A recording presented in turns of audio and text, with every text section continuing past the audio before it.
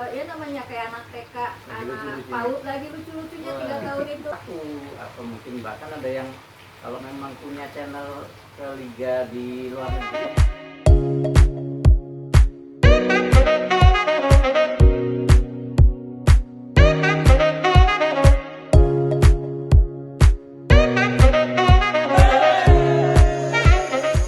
Informasi latihan ataupun kegiatan-kegiatan nanti di-share di situ juga. Terus event yang udah pernah diikuti dan yang akan diikuti dalam waktu dekat apa aja, atau yang sebelum-sebelumnya udah diikuti event-event apa aja nih? Boleh coba Ibu bilang. Ya kalau event sih ya turnamen-turnamen lokal biasa itu udah rutin ya, harus. Karena kalau kita jarang ikut turnamen juga anak-anak kan tidak terasah istilahnya gitu. Pengalaman jam terbang, jam tandingnya juga kan jadi berkurang. Untuk mengasah mental bertanding juga memang harus sering bertanding itu yang turnamen-turnamen yang biasa. Kalau turnamen ya seputaran Jabodetabek itu insya Allah kita selalu ikutin ya. Mungkin Pak Iksan bisa lebih lengkap menjelaskan turnamen apa aja sih atau event apa aja yang pernah kita Kalau ikutin. event yang sudah kita ikuti itu dari mungkin yang usia paling kecil yang istilahnya levelnya nasional kan kita dari mulai Danon ya. Iya. Danon itu kita udah mulai regional Bekasi kita ikut. Kemudian untuk yang usia di atasnya itu ada Liga Top Score di usia 15, Piala Menpora, kemudian 14 di Piala Menpora, kemudian Piala Ascot, kemudian di usia 17 itu kita ikut di Liga Top Score. Bahkan di tahun 2019 itu untuk Liga Top Score U17 itu SSB Chandra Baga itu kita jadi juara. Nah, jadi alhamdulillah gitu. Dan itu sesuatu yang sangat luar biasa gitu. Jadi anak-anak kita itu kalau secara prestasi sih alhamdulillah, dengan tadi disampaikan oleh Bu Yuli, dengan kita rutin mengikuti turnamen itu mengasah mental mereka. Nah, kemudian mungkin untuk yang ke depan ini yang sudah kita persiapkan, diantaranya kita akan mungkin ikut di Liga Kompas, kita persiapkan. Kemudian juga di liga tadi yang sampaikan Liga Top Score, kemudian juga Liga Kota Bekasi. Ini kita harapkan sih di semua usia itu mereka bisa ikut di dalam kegiatan seperti itu. Karena bagusnya di liga itu adalah nggak sekali selesai, jadi ada evaluasi gitu. Jadi tadi sampaikan ketika kita latihan, anak-anak dikasih materi, kemudian nanti mereka tanding di liga. Setelah setelah tanding di liga itu, kemudian evaluasi lagi di latihan lagi. Jadi seperti itu terus, dan itu akan mematangkan permainan dari mereka. Terus apa cuman event di dalam negeri aja nih, nggak pernah keluar negeri gitu? Wah, alhamdulillah sih SSB Chandra Baga itu tahun 2018 kita ikut yang namanya kejuaraan internasional. Di mana tuh? Nah, itu tempatnya di Malaysia, Oh, Malaysia. di Johor, Malaysia. Jadi itu ada satu turnamen yang waktu itu kita di Indonesia, kita ada kayak satu turnamen yang levelnya nasional, kemudian juaranya ini diikutkan di turnamen itu. Kita ikut di kejuaraan internasional di Johor, Malaysia, dan alhamdulillahnya juga kita waktu itu dapat juara 3. Dan keren kan walaupun masih bayi. waktu di Malaysia itu bukan hanya dari lokal Malaysia, itu ada dari Korea Selatan, kemudian dari Uzbekistan, kemudian dari Indonesia, dari Malaysia sendiri, kemudian beberapa dari Singapura juga ada. Jadi kita ketemu dengan pemain-pemain yang dan kita di semifinal itu ketemu dengan Korea Selatan yang jadi juaranya. Jadi ya kita ya beda tipis lah, waktu itu juga dengan Korea kita nggak terlalu ngimbangin lah ya. ngimbangin Nah, lah gitu. tuh udah denger kan, jadi buat kalian nih yang masih nanya Pacific Chandra Baga tuh ngubek-ngubek dikasih Kandang. doang gitu. Nah udah ini udah Jago dijawab kandang, nih, udah. jago kandang udah dijawab. Tadi dibilang Liga Top Skor U17 juara 1, terus luar negeri ke Malaysia juara 3, bermain bersama tim-tim negara lain gitu, nggak cuma ya main Indonesia doang, berarti kan secara prestasi juga udah bagus. Nah buat kalian nih yang belum join bisa langsung join ke Pacific Chandra Baga, kita gabung latihan sama-sama, kita ngasah skill, membangun fondasi sepak bola yang bagus untuk mencapai prestasi yang bagus juga. Terus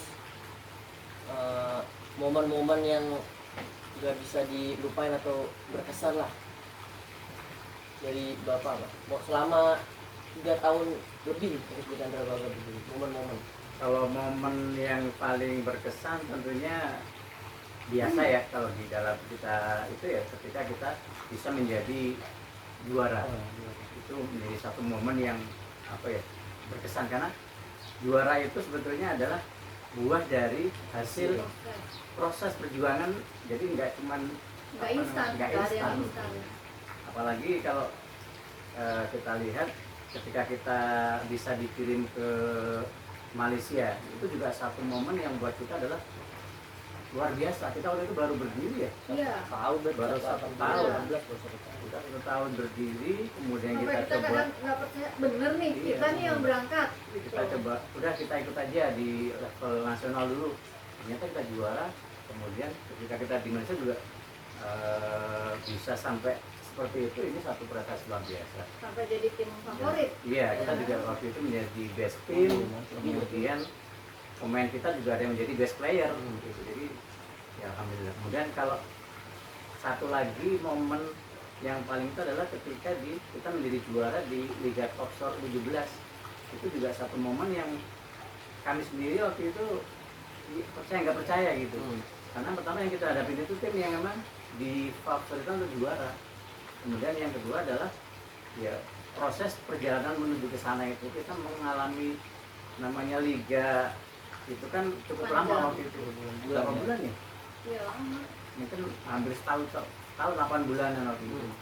Itu kan yang menyatukan 18 orang bahkan lebih, antara pemain, orang tua, kemudian pelatih, kemudian juga kadang-kadang ya namanya kita harus berangkat di satu kan nggak cuma di Bekasi, itu mainnya ada di Bogor segala macam. Ketika kita harus berangkat ke Bogor semua, sementara kan yang main cuma 11 orang, kadang-kadang 5, kadang-kadang yang main cuman nggak semuanya.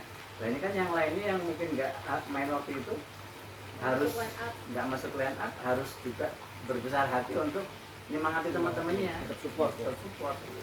Namanya tim itu, kemenangan tim adalah kemenangan bersama, dan semuanya juga memahami itu. Kemudian kalau yang mungkin belum masuk line up waktu itu, ya berusaha untuk memperbaiki diri, mengasah kemampuan lagi untuk gimana caranya bisa semangat, bisa lebih baik lagi. Jadi momen-momen itu kadang-kadang ya kita melihatnya begitu kita juara itu, kita melihat ke belakang itu ini perjalanan panjang yang nggak bisa ditempuh hanya dengan latihannya malas-malasan, santai-santai, nggak bisa. Karena begitu kita sudah di level apalagi Liga Top Skor itu kita bertemu dengan pemain-pemain yang memang sudah diuji di kalau di Bogor itu ya mereka orang-orang Bogor yang sudah kepilih di Bogor, berapa tim. Kemudian kalau kita lihat Liga Top Skor itu kan sekarang banyak yang mereka masuk ke timnas. Jadi ini juga yang menjadi satu sarana kita untuk memajang anak-anak kita. Ini loh, mungkin ada yang kalau punya skill kemampuan lebih bisa masuk ke timnas juga gitu. Jadi jembatan juga sebenarnya. Betul, sebagai jembatan. Makanya kami juga yang merasa bangga, bersyukur, kemudian merasa nggak percaya kok kita bisa gitu kan. Padahal yang kita harap itu tim-tim yang waktu itu yang kita harap itu anak-anak dari Asad Purwakarta itu sebagian mereka sudah masuk timnas itu, beberapa udah masuk timnas, dan kita bisa menghadapi mereka dan bahkan kita bisa mengalahkan. Terus selanjutnya harapan kedepannya nih untuk SSB Candrabaga apa nih kira-kira? Kalau harapannya sih, ya kami tentunya berharap SSB ini tetap eksis, bisa tetap menjadi wadah untuk anak-anak kita, terutama di Bekasi ya. Iya. Dan kami juga tidak membatasi untuk Bekasi, siapapun silakan bisa bergabung dengan kami. Kami berusaha untuk menyediakan yang terbaik lah menurut kemampuan kami. Tapi juga cukup eksis, berkembang. Ya, kami akan berusaha untuk berkembang, kemudian yang menjadi lebih baik lagi. Kalau mungkin tahun lalu, beberapa tahun lalu mungkin kami hanya ikut turnamen luar negeri hanya sekali, mungkin ya ke depan kita akan coba. Kalau memang ada kesempatan, kenapa enggak? Gitu kan. Kemudian juga kita yang utama adalah memberikan wadah yang terbaik, kemudian dengan wadah itu menjadikan siapapun yang ada di dalamnya itu ya akan menuju ke satu titik yang benar gitu kan. Jadi kalau kita dengan pengarahan, dengan cara yang benar, insya Allah kita akan sampai di tujuan yang benar. Dari prestasi yang baik, kemudian yang penting itu kan mental. Iya. Mental yang baik. Tuh, udah denger kan, jadi udah panjang nih kita ngobrol-ngobrol. Tadi ngomongin prestasi udah, hasil dari latihan juga udah, terus lokasi, yang nanya lokasi, jadwal latihan, semuanya udah dijawab di sini semua. Kalau kalian mau lihat video selanjutnya, jangan lupa di subscribe, di like, dan di share ke teman-temannya nih, dan juga di komen kira-kira kita mau buat video apa lagi. Nah, sekian obrolan santai kita, sampai jumpa di video-video selanjutnya. Bye bye.